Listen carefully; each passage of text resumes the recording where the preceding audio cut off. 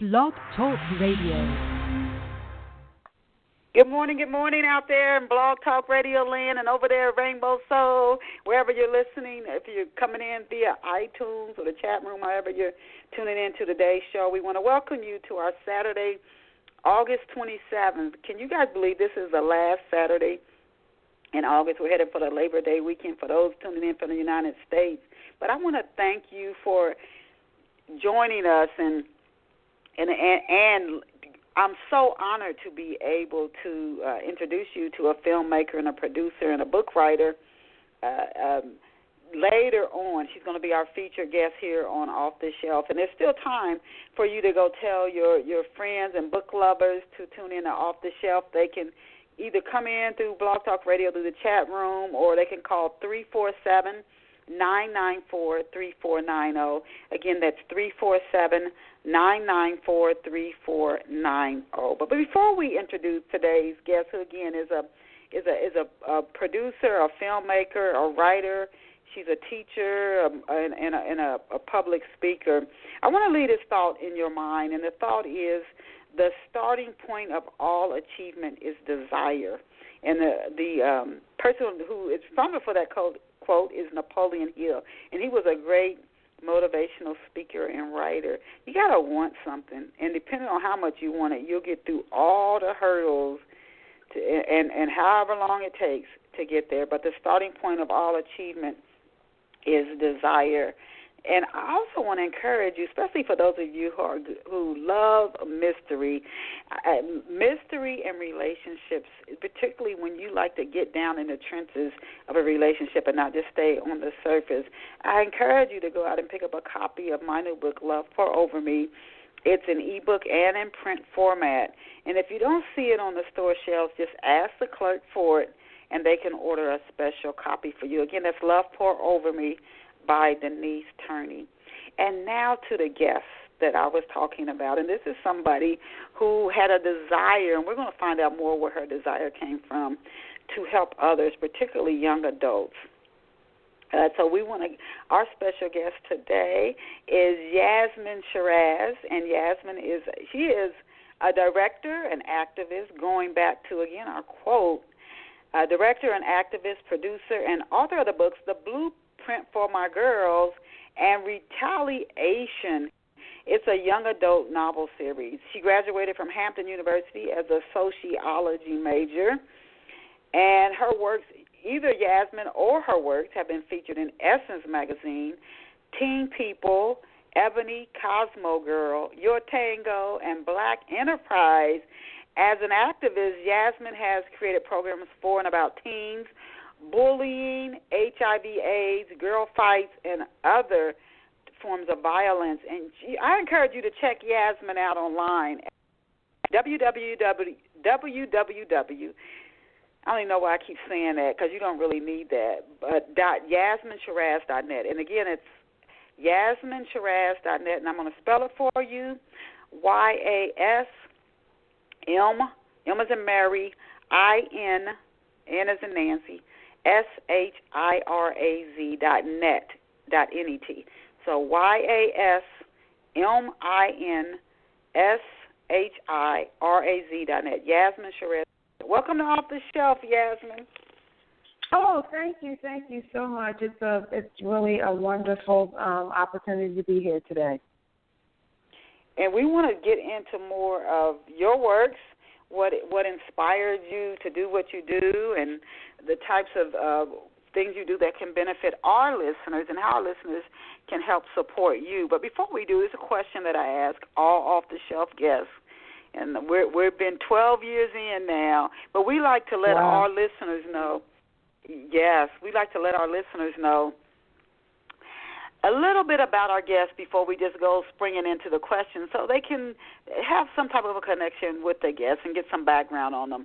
So before we launch into this show's questions, can you tell our off-the-shelf listeners, Yasmin, where you grew up and what life was like for you growing up? Sure. I grew up in Delaware, Newark, Delaware, and family of four. My parents were married until I was 17 when I went off to Hampton University. I have one brother. He and I were very close growing up, and we're still, very close. My mom and both my parents, in fact, were from North Carolina. And so my mom, though, was just very instrumental in making sure that I read works from people of color, that I went to museums, and I, went to shows to see plays featuring people of color. And so, though, when I was growing up, Delaware was a very, predominantly white environment, state, even more so then than it is now. My mom made sure that I was exposed to Black culture. I went to see Dr. Maya Angelou perform.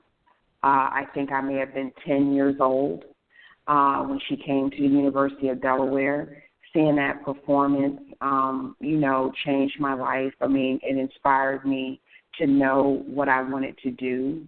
And so that's sort of, what my, life was like a little bit. I always was a writer.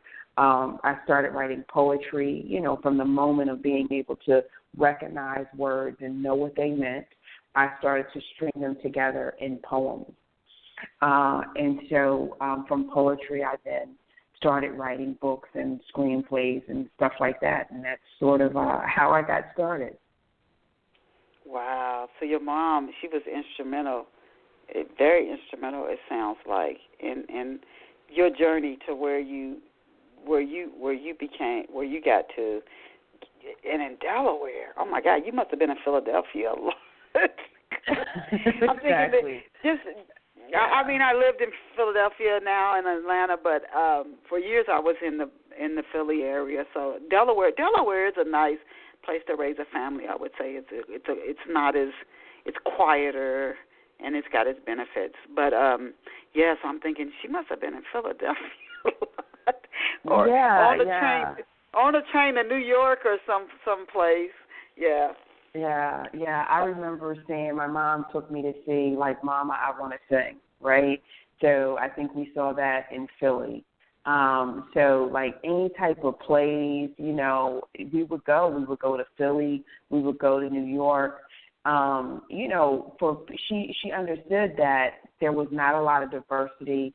And then in Delaware, again, there wasn't a lot of, I don't want to say upwardly mobile, but you know how if you go to Atlanta or you go to New York, you see so many more people of color in positions of power. There was not a lot of that when I was growing up in Delaware. So she made sure that I saw those things so that I had those types of role models. And so that has really helped me, to become an entrepreneur today. It's just the foundation is sort of everything. Yes, it is. It is, and you're doing that work, as our off-the-shelf listeners will find as they keep listening, similar to what your mother did for you. You're giving to others.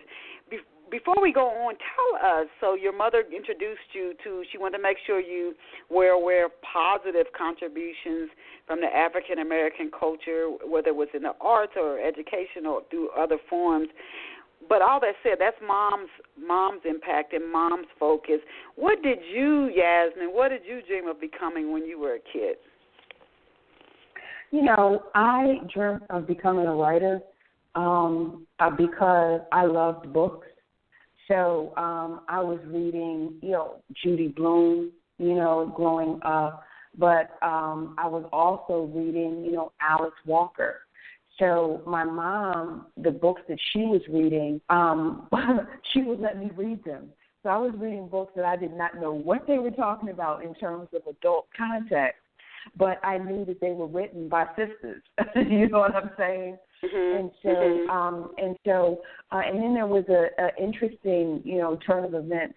I would complain a lot. I was someone who had trouble with everything that was going on in the world. Like, oh, why is this? Why is that? Why is this? I was that type of kid.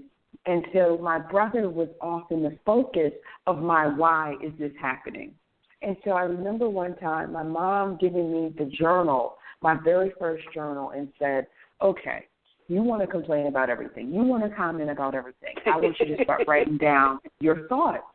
And it's funny, and we laugh about it now, but those thoughts became my breakthrough book, The Blueprint for My Girls, because I learned that, 11 years old, to begin to process what I was feeling through words. So, if someone were to say, did I ever dream of being anything other than a writer, I would probably have to say no, because I learned at such an early age, because I was a complainer, to be honest. And my mom was like, okay, you want to complain about everything? Write it down. And that is when I started journaling, and really my love affair really with words began at that point. So you always knew. I got to tell you, of all of our guests, we've had some guests who've gone on to hit the New York Times bestseller list, some Essence bestseller list. A lot of them didn't. That wasn't their. So many of them don't say that when they were a kid, they wanted to be a writer. They kind of stumbled into it. But I think that's great that you knew from the time that you were a kid. That being said, I would imagine your greatest attraction is to story. So which came first? It sounds like, I know journaling, but journaling isn't book writing. It's certainly a step in that direction, helping you start to hone your craft. But which came first for you when it comes to developing story? Was it writing books or creating films? Wow. It was creating books, only because graduating from Hampton University, I was trying to get into television writing, and I actually wrote television scripts first. Okay, even before books. I wrote television scripts, but I couldn't sell any of them. No one would buy them, and no one would hire me as a television writer. And so one of my friends, and so incidentally, I became a magazine publisher. At that time, I was so frustrated. I became a magazine publisher. And while writing this, becoming this magazine publisher, one of my friends said, you know what, you would really do good to expand some of your work, because you already have fans through your magazine, to writing books. And that's sort of how I stumbled upon actually writing books first. Like, when I say I knew I was going to be a writer, my connection and love affair with words was so strong. I didn't know if I was going to write for TV, was I going to do film, was I going to do books. Like, I had no idea in terms of that. I just was like, I'm going to be writing for a living. I don't know what I'm going to be writing. I'm going to be writing something. And so I actually started writing TV scripts first, and then got into magazine writing, and then got into books. So I'm, so when people, my fans, when they follow me and they go, oh my goodness, these things that you've done. But the thing of it is it's all writing. It's all writing. Yeah. And I love magazines. I love film. I love books. I love nonfiction, and I love fiction. The hardest thing for me is to almost choose what's the most important medium as a writer. You know what I mean? Because there are times I want to write a nonfiction book, and my fiction fans are like, listen, where's book 5 of this? Where is it? And so I struggle. Honestly, I struggle, and everyone else is like, why don't you just pick one area and that's it? And I have to say, that's my greatest challenge, because I love writing in every medium. I literally love it, and I study it enough that I feel like I'm good, you know what I mean, in these different mediums, because I'm always reading and always studying how to become a better writer. I'm so glad you said that. As we go through your interview, our guests, our listeners will see just how much experience you have and how broad your experience is. But you said that you continue to learn, to improve, to grow. And I'm so happy that you said that, because it can be tempting to achieve something and think you know it well and nobody else can show you anything or teach you anything. But regardless of what we're doing, we can always improve. And I've been at this a long time, and I still keep studying and learning. And also the forms change, because, years ago, There were print books, and the style of writing was different. Now they're looking at your flight score, reading scores, and that wasn't around years ago. And you've got to write for the different formats, including social media and web copy, and the format is different than what you would do in a novel. It's just changed so much. You have to keep learning and growing. Now, at your website, Yasmin, you share that you create media for a living. I wanted to ask you, what does that entail? What does that mean, creating media? Okay, well, media could be documentaries, it could be web series, it could be film. So media in books as well is a form of media. And so say, for example, for Washington, D.C., the Department of Mental Health, I created a teen suicide prevention web series for them. Wow. So that would be a form of media. And so basically what happened is that they had seen a short film that I created on teen bullying. And they contacted me and said, hey, we have a grant. Would you be willing to work with our youth doing a teen suicide prevention piece?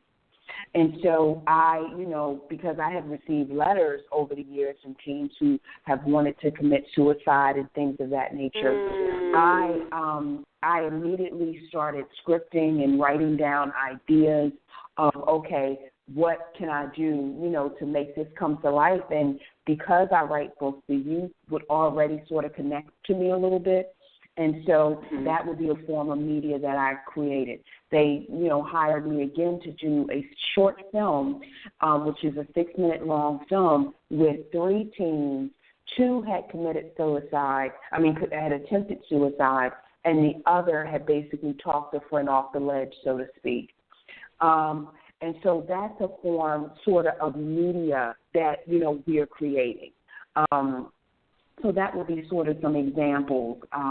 The Can She Be Saved film that I created myself, I independently produced, was about teen girl fights. And a middle school counselor called me from Syracuse, New York, excuse me, and some teen girls have been reading Retaliation. They loved the book. And she said, Ms. Shiraz, they would love for you to come up. And I said, well, if I can record their stories so that I can share them with the world, I will come up. I won't charge you a fee. I will just come up. I will drive. I will do whatever. And so those interviews with those young girls, with those 8th graders, became my film that won several film awards, Can She Be Saved? So when I say I create media, I may take an element of a book and create a web series. I might create a short film from it. So that sort of media, because everyone's not reading as much as I would like them to read, quite frankly. But how can I connect with them if they're not picking up a book?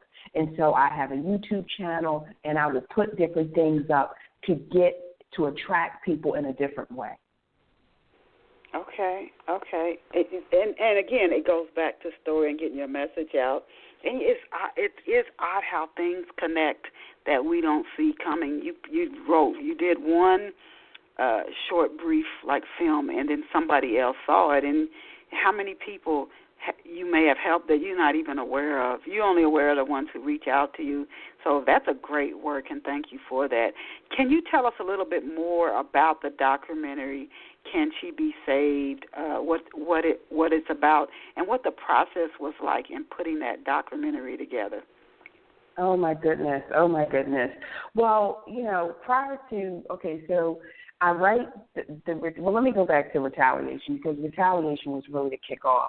And really Blueprint, all of my work is connected, it's all connected. I don't think I will ever write something that is way out in left field. Everything connects. So people hire me, as you said in my intro, to come out and do speaking engagements, empowerment programs, rites of passage. So I'm in Southeast several years ago at a Boys and Girls Club doing a Blueprint for My Girls empowerment workshop, right? So an empowerment workshop, I'm talking about self-esteem. I'm talking about how you feel about yourself. I'm talking about confidence, body issues, things like that. So I'm in this group, about 15 girls. Nobody will talk to me. They are ice grilling me. Their lips are poked out. They're rolling their eyes. And I'm introducing myself. I'm trying to have a decent conversation. No one is having it. So I say to them, okay, what do you like? What do you love? What do you hate? And a young woman raises her hand, and she says, I hate the girls who jump me. From that point, every single young person who previously had nothing to say to me was raising their hand, joining the conversation, talking about this person jumped me, I was fighting on the bus, blah, blah, blah, blah, blah.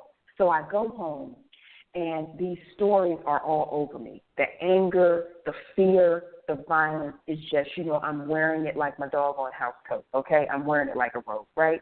Except I can't take it off. So, I'm doing my yoga. I hear, I hate the girls who jump.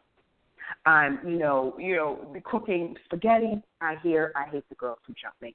So everywhere I go in the house, these voices are following me. So I said, okay, I'm either going to write a book about this or I'm going to go crazy. So I sat down and I wrote Retaliation in 28 days without a outline or anything. I just sat down every day and I was like, okay, we're going to get this voice out of my head. Well, the book comes out, gets an award from the American Library Association. Wonderful. But one thing that I noticed was like, what if I had recorded that conversation where those young people didn't want to talk to me, looked completely angry with me, but then we had a breakthrough? What if I could have shared that video? So I'm thinking, man, missed opportunity. So when this counselor calls me and says, hey, I'm from Syracuse, New York, we're reading Retaliation, and the girls up here, I'm a mediator here, and it's stopping them from fighting, will you come? Immediately, I'm thinking, I'm going to capture this conversation because I missed the original one, right? I missed that one, but I'm going to capture this one. And so I jumped at the opportunity. And so I go, and this is how Can She Be Saved got started, because of a phone call and a missed opportunity in D.C., right, that I didn't want to miss again. And I sat down and I started saying, why are you angry? Why are you fighting? And I wanted people to see that the young people who were reading my book, that they had an opinion about violence. We already knew it because that was the icebreaker. So we already knew that. But I wanted to create a tribute to them, and I did that in the form of Can She Be Saved? So in this film, it's a short film, it's 27 minutes long, they talk about why they're angry. They talk about really their parents encouraging violence. When you're out there and someone hits you or whatever, that no one's encouraging anybody to walk away. And I wanted to sort of capture that and capture their voices because they have an opinion about it. And so that's really how that film came to life. I called, I had not done film before that moment. I called the Syracuse Film School. Syracuse has a world-renowned, film school up there. And I said, hey, I'm a new filmmaker. I need help. Who can I hire? I'm coming up there on these days. And two students jumped at the opportunity to help me. They absolutely jumped at the opportunity to help me. And from that assistance, the film Can She Be Saved was born. And I'm so thankful for that film. I mean, I was stepping out of my comfort zone because I didn't want to miss an opportunity to honor the young people who were talking to me. That's how it came to life. How has the internet helped you to get the word out about your films? Oh, man. You know what? I'm starting to use the internet a little bit more through Facebook. I was one of these people, I was alive before Facebook. I don't mind telling people. And so I have to preface it with that because I don't like to overshare. You know what I'm saying?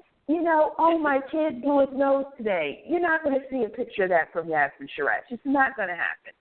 So I had a little bit of a love-hate relationship with Facebook because I felt it intrusive. So I'm one of those people who was alive before the internet, so it's been a little distrustful, I have to say, of the internet. But again, I started to do research and saying, instead of saying I'm going to mistrust it or distrust it, what can I do to learn from it? And so I started learning marketing strategies for Instagram, marketing strategies for Twitter, marketing strategies for Facebook. And now I use those strategies to make me feel a little bit more confident in sharing my work.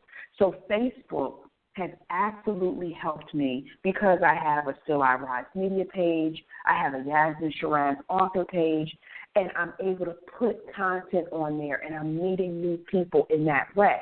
Now, I'm not going back to my middle school friends and saying, hey, I haven't seen you for 20 years, let's talk. I am not doing that on the internet, okay? I am really, so I just like to make that distinction because that is a little weird to me.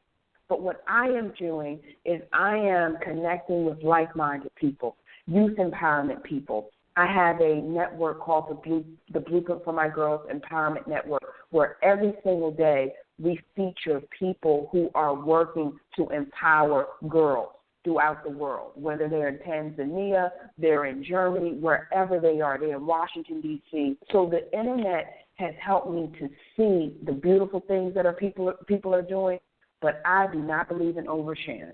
I just want to make that disclaimer. What types of topics, Yasmin, do you take on in the Every Corner web series? Oh, my goodness. Every Corner was something that violent, battered women, people seeing that their parents were in abusive relationships. So Every Corner started where I was, again, out there doing a retaliation workshop talking about youth violence. And I'm in Milwaukee, and we know Milwaukee has been in the news lately, all the certain things that are going on. And I wanted to, because the topic was violence, I wanted to see how many young people had grown up in domestic violence situations.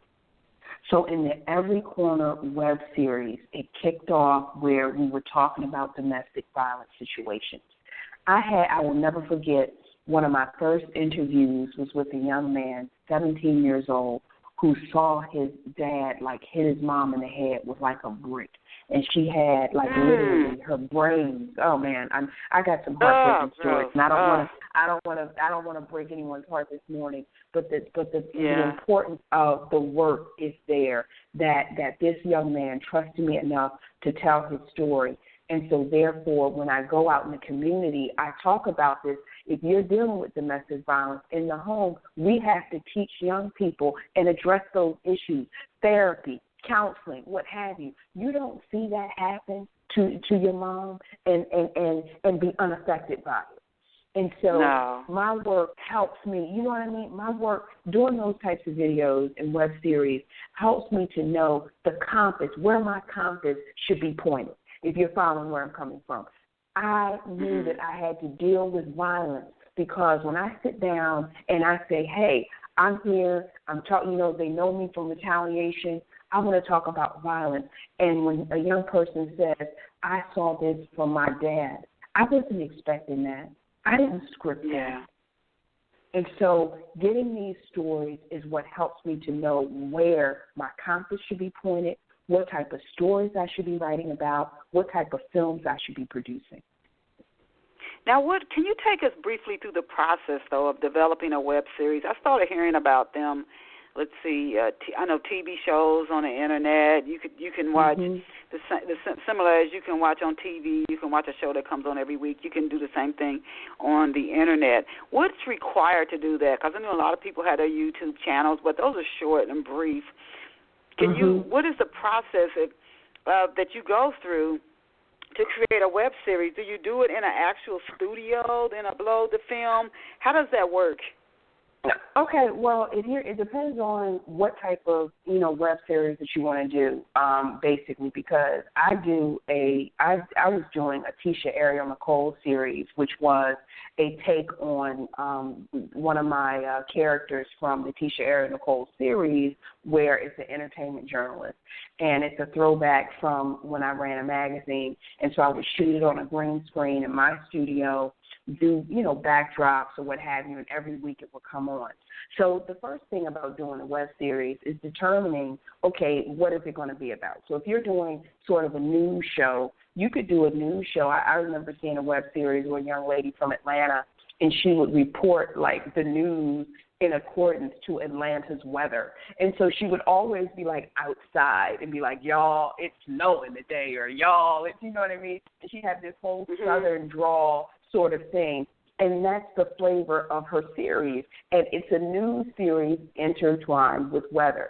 So basically, you can, if you want to do it in a studio, if you want to have actors involved, it's really, if you look at television, anything that you want to see on television, you have to create your own format, right? So that's the first thing, your own style. So if it's in studio, if it's on location, if, you want to be in the streets, man on the street, interviewing people. So that's your first step to figure out, okay, well, where am I going to, what's the feel going to be? And then the second thing, people are uploading web series shot on their cell phone, okay? So it's not even necessarily you have to know how to shoot. Absolutely. People are not necessarily shooting on some high-tech camera. A lot of web series are shot on their cell phone because what's happening on YouTube is YouTube really, and I had to learn this the hard way, YouTube is really, I want to sit down and be in your living room, right? And what I mean by that is that you'll see people on YouTube who are doing a video, they're laying in their bed with a, head wrap on. Now, I don't have anything against head wraps. I just took mine off. But you're not going to see Yasmin Shiraz doing a video in a head wrap because that's just not my image, right? But what I'm saying is that if the image is I'm a host who's going to do a video for you every week in my head wrap, that is, in fact, what your web series is. So YouTube pulls back all of the, I want to say, superficialness, if you will, of television.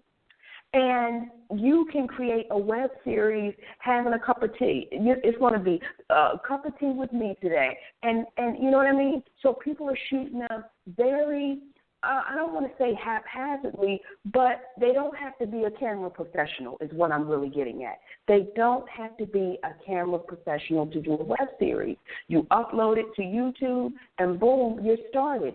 The key is, what do you want to talk about? And what is it going to look like? Those are your two keys.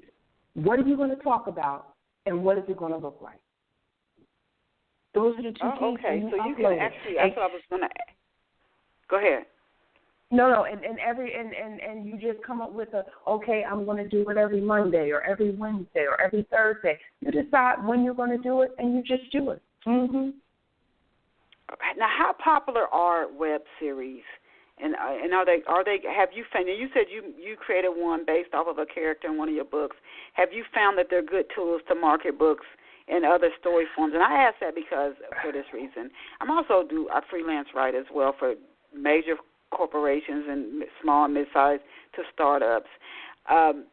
There's so much people hear about content marketing and keywords and SEO and this, that, and the third. When everybody starts doing the same thing, the effect of it wears down. I don't know how you get people to see that. If everybody's doing the same thing, the way to really get some traction is to do something different. Even if, like your web series, you got to have some type of a unique angle where people feel like the only place I'm going to get that is if I go there. That's the only place I'm going to get it. So web series, is it something that's become so popular that that the market is flooded and it really isn't that effective, even though you could do it?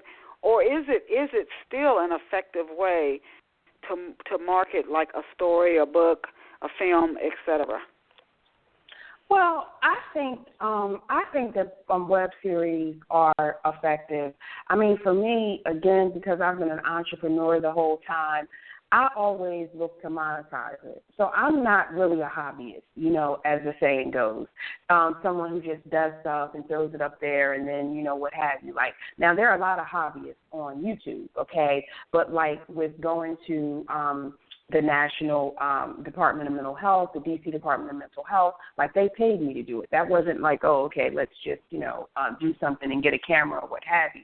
So I think that if you go about it in a business way, you can have it, you can create a revenue stream from it. So that's good. If you have an audience, excuse me, and you want to connect with your audience, that's also very helpful. So I think it's helpful if you have an audience and you are business-minded about it. And that's why, like, even now with mine, I'm switching from either it has to be monetized going up, or this is almost specifically to connect with my audience a certain way, which is going to bring in book sales or audio book sales, or, you know what I mean? You have to have a focus, because if you're just up there not having a focus, you are not going to get the return on investment that you desire. Right. No, I agree with you, and you've got to measure what you're doing. But your work is also just is critical. It impacts people's lives. It's not just entertainment or educational. It really can. It could actually have an impact on somebody and help a family or just a person. It could help them tremendously. Next, I had to congratulate you when I was doing my research on landing your deal with Simon & Schuster for the Blueprint for My Girls. And it's great that you share different challenges that you went through as a teen. You told us that you were finding fault in a lot of things, a lot of focused on your brother. So your mother told you, okay, you're good at that. Start writing it down. So it's great that you're sharing these experiences and ways to help other girls who are growing up deal with the same or similar challenges. I had to ask you, how emotional was it for you to write the Blueprint for My Girls? Oh, my goodness. You had to relive. Yeah. You had to relive it. I hear you. Me and you are right there. You know what? What was emotional about it? Writing it, I don't know so much was emotional, because that was just me writing by myself, on my own. But what was emotional was telling and rereading the stories to people. So now my personal pain and my personal anguish in certain areas of this book is now on public record, and I am sharing those intimate details. So it's one thing, right, when you're creating by yourself, you're writing, you're just you and your laptop or what have you. That's one thing. I remember being in Sarasota, Florida, doing a keynote for a Girls Incorporated event, a Girls Empowerment Conference. Carly Brusha, I don't know if you remember her name, but she had been kidnapped. It was a 14-year-old girl had just been kidnapped. And in the middle of this keynote that I was doing, I touched upon being raped at 14. And it came from, I shared this story in the Blueprint for My Girl. And let me tell you, I almost started crying in the middle of the keynote. So I wanted to talk about being disempowered, and that this girl's life, they were actively in Sarasota looking for this girl, and either they had just found her body or something was going on. It was just very, very tense at that moment. And I go and I pull this personal experience that, hey, I had written about it. It was in the book. Everyone had read it. But when I started to speak about it, I was about to break down. So the emotional part of writing Blueprint is not only that you wrote it and you shared it, but when you go into physically almost do your own personal testimony, it's beyond, just your words. You are now communicating it in another format. That I have found to bring me to tears more than one time. So that's the challenge of that. Yeah, wow. Now, in Blueprint for the say that college, and I found this interesting when I was researching for your feature, you say that college was more complex for you than high school. I found that odd. Has your experience working with other teens revealed that people think of college as a carefree time? Has it revealed that other not only young women, but young men struggle more in college than in high school? And why do you think this is? Well, you're older in college. You're older. You got right. You would think it would be easier. Right. Yeah. Well, what happened with me is that I went to college when I was 17, and my mother and father got divorced when I went to school. So what happened was I went to school. They had me in pre-college, right? So I went to pre-college in like June, and when I came back, our house was sold. So the house that I had grown up my whole life, they packed my stuff up, and it was like, no, it's not here. And so I went through. I had no counseling, and people, therapists have said and psychologists have said that it's harder on, older kids when their parents separate than it is on younger kids. And so my brother, he was going through his thing. He had picked up a drug addiction at that time. So I'm dealing with it through, promiscuity and different things that I was dealing with. So I was really struggling emotionally because the core of my family, and I was very close to my father growing up as well, was basically gone. And here I was in this new environment trying to be an adult, trying to think for myself. And so it took me from 17 to 19 to go, I am not my parents. I do not have to live their lives. It took me 2 straight years to get myself together. And I floundered basically those, freshman year and sophomore year. But by the time I was a junior, I was unstoppable in terms of mentally, I was, a different person. So a lot of times people's families break up when they go to college. And so, that's not so much a unique story, actually. So people who struggle, they're struggling with that aspect. They're struggling with, when I was in school, every single year it was harder and harder for my parents to help pay for it. So I was getting, Pell Grants and student loans, and I had to work. So I went from being in this cozy environment where I did work as a high school student, but it was like, I bought my clothes. To now, by the time I was a senior, I was paying for my room and board, okay? I was paying for my books. I was working 30 hours a week and carried a full-time course load. So it was like I was down there with all the traditional entitled Hampton undergrads, but I was like a working student. So I was having a different experience. So college can be carefree. I have a daughter in college right now. She worked, she just got an internship with the senator. Her college experience is much more carefree than mine. Okay, because her parents are able to say, okay, we're going to help you with this, we're going to help you with that. She doesn't really have to be stressed out. It was like school is out on Friday. If you don't have a job on Saturday, I don't know if you're going back to school. Wow. Because you have got to help. So I had that financial burden on me essentially from like day one. Wow. Yeah. Now, there's a line in the blueprint for my girls, but you got it done. There's a line in the blueprint for my girls that says, have people given you advice that you didn't realize was wrong until it was too late to do anything about it? How often, Yasmin, do you think teens are given wrong advice, and even if it's well-intended? And how can teens and adults stop themselves from accepting wrong advice? Because adults get wrong advice, too. You trust somebody, you really look up to somebody, they tell you something, and you're like, oh, crap. You see later, I shouldn't have done that. And all there's signs that someone's leading you the wrong way, even if that's not their intention. Well, that's why I put that in the book, because that is something like, again, it happens with teens. It happens with adults as well. It's really hardcore.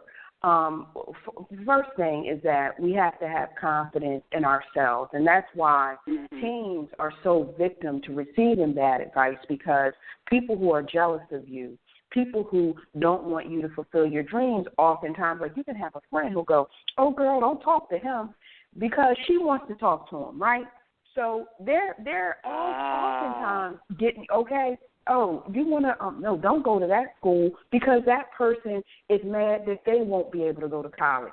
So a lot of times jealousy, envy, and lack of knowledge is fueling why teens get so much bad advice. And I'm really talking about sometimes from their peers, okay, because they're not necessarily always going to adults asking for advice. But that's I dedicated the blueprint for my girls to older women along with my mom who had helped me. And so one of the things, how young people could avoid getting a bunch of bad advice or listening to it, is have you someone who may not be related to you. I had a 10th grade geometry teacher who I absolutely adored, who helped me through so many things, encouraged me when I was going to Hampton, encouraged me when I was in graduate school. I had Miss Brenda who worked for Amtrak, who, was not my mom, but helped me. Yasmin, you got to stay positive. You got to, be confident. You got to believe in yourself. I have had so many women along the way who were my mother's age who believed in me and loved me and encouraged me.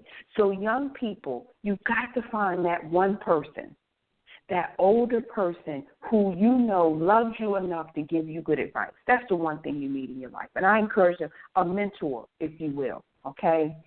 For adults, it's the same thing. You have to surround yourself with friends who want your success.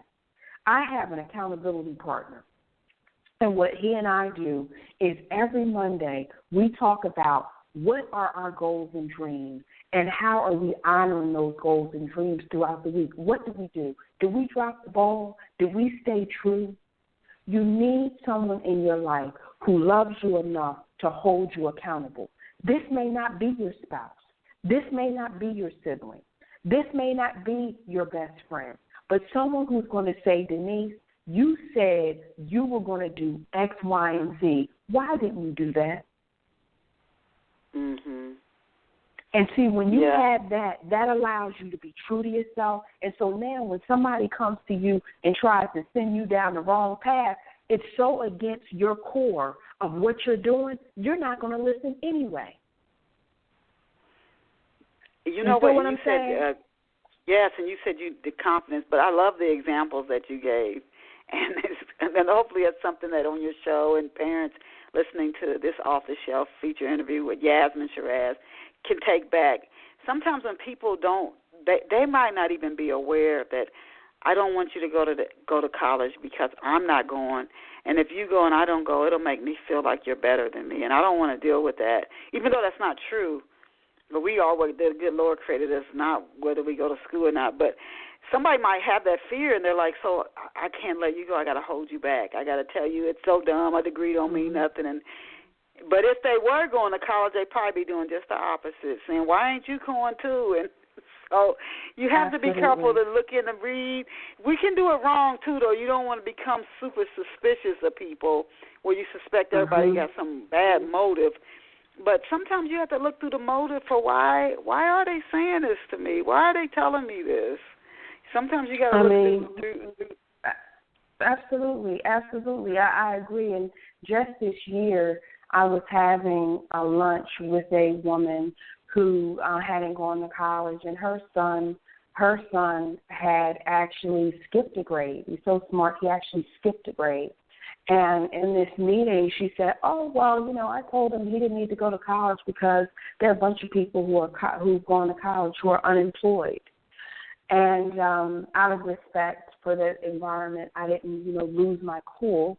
But like a person whose child is so smart as to skip a grade, but is not smart enough to be able to become a college graduate who knows how to keep a job, you feel what I mean? Why is this person sharing this? That is out of fear because you don't have a college degree. But don't put your fear onto someone else. And that's something that when I'm doing my periscopes and my podcasts and things like that, I'm often talking about fear because people pass on fear like a STD. They're afraid of something. They want to make sure you have it. Oh, my God, not words. Yes. And we all wrestle with it. Everybody wrestles with it. Yes. If you let enough unknown into your life, change is coming. You don't know what it is going to be. you've heard of, like you're at work, you hear that they're going to do layoffs. You don't know when, you don't know how many, you don't know if your name's going to be on the list. That's when we fear it's rare if it don't raise its head when we start to interchange, but we don't know what's on the other side of that curve. But try to keep yourself from, like you said, passing fear on to other people, so you don't want to get to where you're trying to keep somebody else from doing something good. Can you share some of the topics and life events that you cover in the blueprint for my girls, Yasmin? Oh, my goodness. Well, self-confidence, anger, violence and so forth. I was picked on as a teen, and so I had to develop, sort of that self-confidence about myself. Communication, being able to talk to your parents about difficult topics, jealousy, envy, your peers, your friendships, why are friendships so difficult? Relationships, boyfriend, girlfriend, what have you, relationships. Those are just, going to college, being the eye-colored crayon, knowing that I wanted to be a writer for such a long time. Made me in many ways an eye-colored crayon. I was someone who knew at 10 years old what I wanted to be. Well, when you go and you meet other 21-year-olds and they don't know what they want to be, you're the eye-colored crayon. I talk in the book about, accepting that no one's path is the same as your path. So the Blueprint book is really about helping you to understand who you are so that you can make the most of your opportunity. Choosing to be a positive person, choosing to look at your opportunities as opportunities and not obstacles. Sometimes you could look at something and only see the obstacle, and so therefore you don't see this is an opportunity for you to do something different. And so the Blueprint has just topics like that. It talks about entrepreneurship because I started my first business when I was 24, right out of graduate school. So the challenges and the things that I've learned in becoming an entrepreneur, those things are in there. And entrepreneurship is really about, to me, self-esteem and you really believing in yourself. So Blueprint is just those type of topics, yeah. You better believe in yourself if you're going to be an entrepreneur. Even if you see those they have multi-millions of dollars, and because we're not money, but multi-millions of dollars and a billion on Shark Tank, they'll tell you how many years they put in, and it was lean, thin, mean, like 7 years, of nothing. And you think 7 years? So that's a long time. That's a long time. So you better believe in yourself. You better believe in yourself. Now, I love how you started a magazine at 24 and you just kept going and you stayed open to traveling down different paths that developing that magazine took you down. So your mom introduced you, said when I was asking you about your background, your start at the beginning of the interview, how your mom was impactful and making sure you saw positive things. How can parents, what are some other ways, Yasmin, that parents can help teens to find the courage to follow their dreams, knowing there are going to be some hiccups along the way? I think the best thing that, parents can do, and I'm new in this aspect a little bit, I have a 13-year-old, and we just relocated literally a week and 2 days ago from D.C. to Los Angeles. And I'm pursuing getting some of my screenwriting done on this, to get them in the theaters. So moving a little bit more away from documentaries to actually television and things like that. And I just told them, like, literally a month out, we're moving. And I have historically been a parent that, I've kept my business for the most part separate from my kids. And so, but this time I said, I want my son to witness everything that I'm going through. I want him to witness, like we're getting an apartment out here, witness, negotiating different things, witnessing you can try a new school. Let's see how it goes. It's new for everyone. So one of the things that I think parents have to do is be willing to share sort of things that they're going through. when I'm writing my books, my daughter reads my first draft, the first draft of Retaliation, the first draft of Loyal. She reads them. She'll be 20 soon. But getting them, my daughter actually was at the Blueprint for My Girls Empowerment Workshop that inspired the Retaliation book. So one thing that I think sometimes we do as parents is we say our work has to be separate from our kids. Let them see what your grind is like. Let them see, okay, I have to deal with this for my boss. Like, that's why when corporations came up with Take Your Kid to Work Day, that was a stroke of genius. Let your child see what you go through every day so that you can keep the lights on, so that they have food, so that they have clothes. So let them see you in doing what you do so that they know not only am I the beneficiary, but I see what my mom does. I see what my dad does. And so we have an artist that my company, Still Our Lives Media, is working with. My daughter went out and did publicity for the artist just 2 Sundays ago. I let her go and try this. Don't say you can't do it. Try it. So I would say to parents, don't simply lecture. Let them come out and have an experience. Let them have an experience. I could tell my daughter about interviewing Johnny Cochran and interviewing Diddy and hanging out at the Hamptons. Yeah, I could tell her all those things. She was a little kid when I did those things. But I can also say, you know what, I want you to try it. You go ahead and do it and tell me what it's like. Mm-hmm.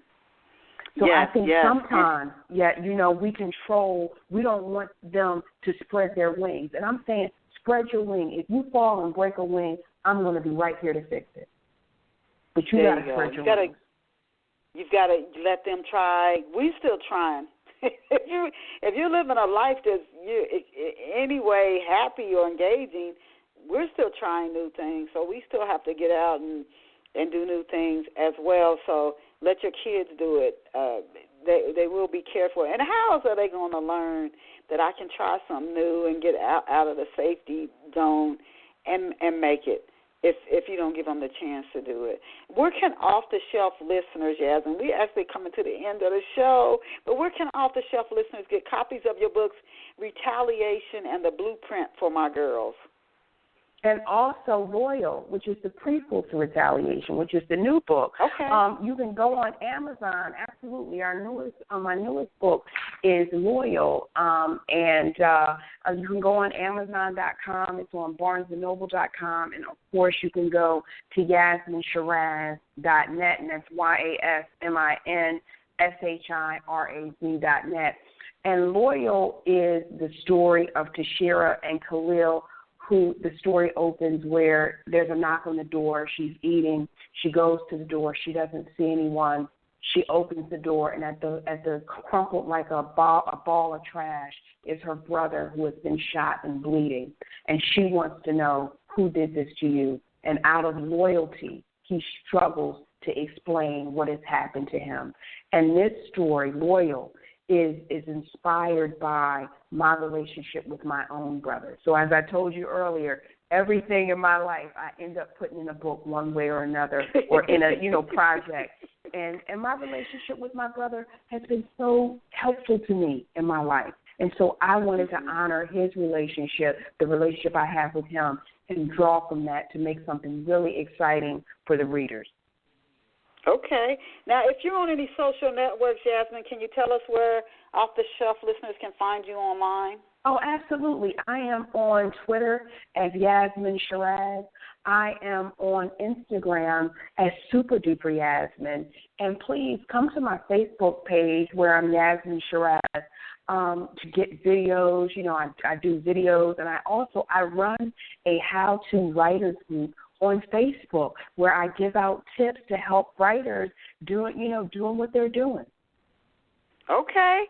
We have been so happy and honored to have Yasmin Shiraz with us here this morning on Off the Shelf Book Talk Radio. Yasmin, all her work's been featured in Essence, Teen People, Ebony, Cosmo Girl, Your Tango, and Black Enterprise. And you can find Yasmin online at YasminShiraz.net, YasminShiraz.net. SHIRAZ.net. So thank you to Yasmin and to all of our off-the-shelf listeners. If you came in on the show late, you can just wait, and once it finishes streaming, you can listen to it in its entirety in our archives. Remember that you are amazing, you're awesome, you're fabulous. Go out and create an awesome day for yourself. See you back here next Saturday. Remember, Off the Shelf starts Saturdays, 11 a.m. Eastern Standard Time or New York City time. Tell everybody you know. Tune in to Off the Shelf Saturday mornings at 11 a.m. Yasmin, I'll shoot you an email. Bye for now. Thank you so much. All right. Bye-bye.